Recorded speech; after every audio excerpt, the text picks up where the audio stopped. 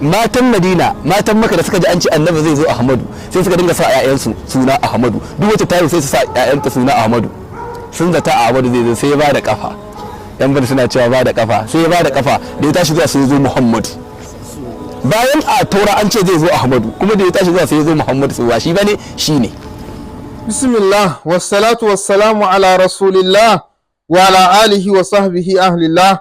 Baka yin wassalamu alaikum wa rahmatullahi wa barakatuhu.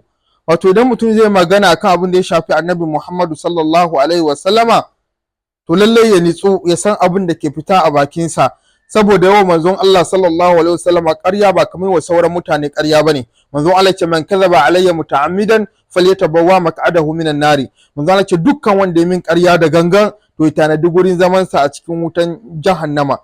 Kun ji wannan mutumin yace wai kafin zuwan manzon Allah mata a garin Makka suna ta sawa ƴaƴansu suna Ahmadu Ahmadu Ahmadu. Wallahi wannan ƙarya yake yi, wallahi ƙarya yake yi. Ko kashe shi za ka yi yanzu bai zai iya kawo maka wani mai suna Ahmad a garin Makka kafin zuwan manzon Allah ba.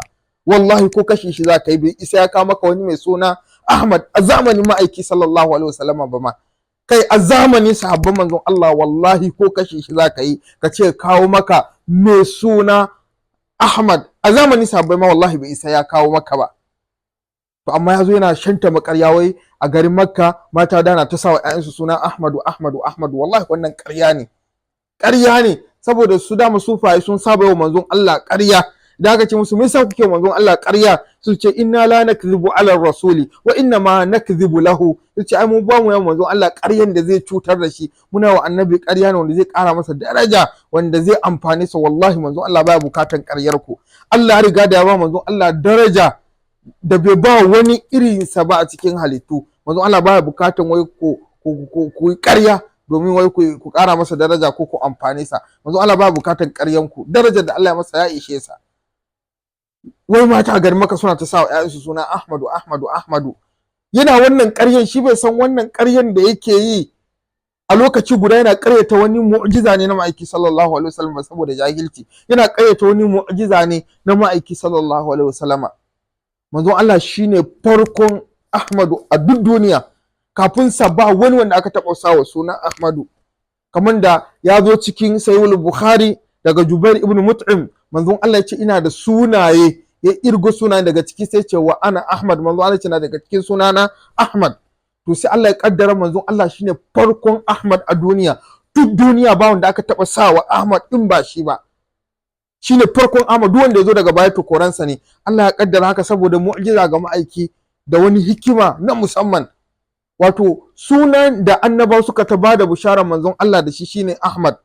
Sunan nan da shi annaba suka ta bada bisharar manzon Allah, suka ce manzo na musamman wanda ba taɓa yin irinsa ba zai zo bayan mu, sunansa Ahmad, shine cikamakin annabawa. Kai annabi Isa ma da wannan sunan ya bada bisharar manzon Allah sallallahu alaihi wasallam, kamar da ya zo a cikin suratu Saffi.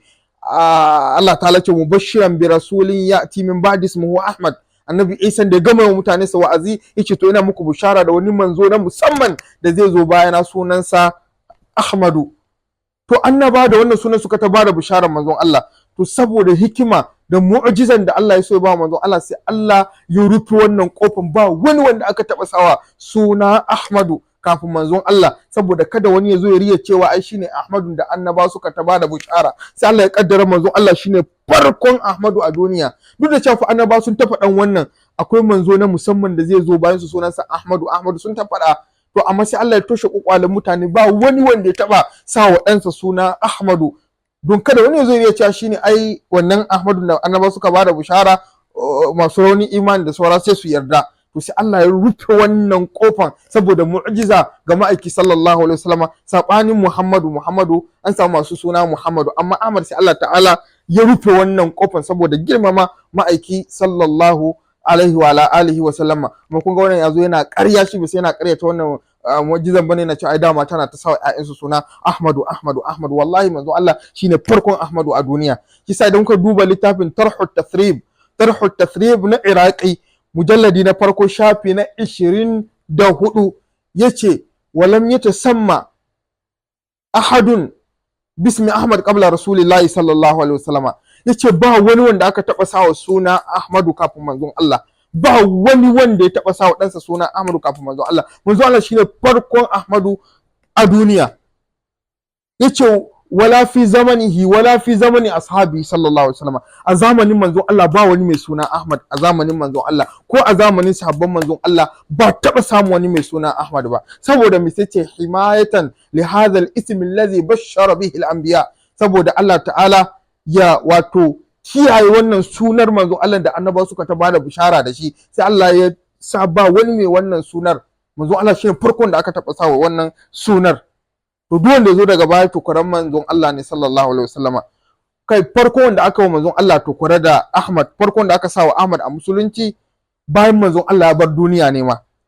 Wato bayan manzon Allah ya bar duniya da shekara 50 ko sama da haka ma, kusan shekara 60 ko makamancin wannan ne aka samu farko wanda aka wa manzon Allah to kura a musulunci aka samu sa Ahmad, shine wato Ahmad ibn Amr ibn Tamim, wato mahaifin Khalil ibn Ahmad al-Farahidi. Wato Khalil ibn Ahmad al-Farahidi wannan babban malamin lura, wato wanda ya kirkiro ilimin arudi, to shine farkon Ahmad a musulunci, shine farkon da aka wa manzon Allah to kura aka sa masa Ahmad. To daga baya ne aka dinga sawa yara Ahmad ana wa manzon Allah to kura, amma manzon Allah shine farkon Ahmad a duniya. Amma kun ji wannan mutum na cewa ai dama ta a garin Makka suna ta sawa ƴaƴansu suna Ahmadu. Shi bai san yana ƙaryata wannan mu'jizan bane ba saboda jahilci. Ubangiji Allah kare mu da yawan manzon Allah ƙarya, Ubangiji Allah ƙara mana ƙaunar manzon Allah da biyayya wa ma'aiki sallallahu alaihi wasallama. Assalamu alaikum wa rahmatullahi wa barakatuhu.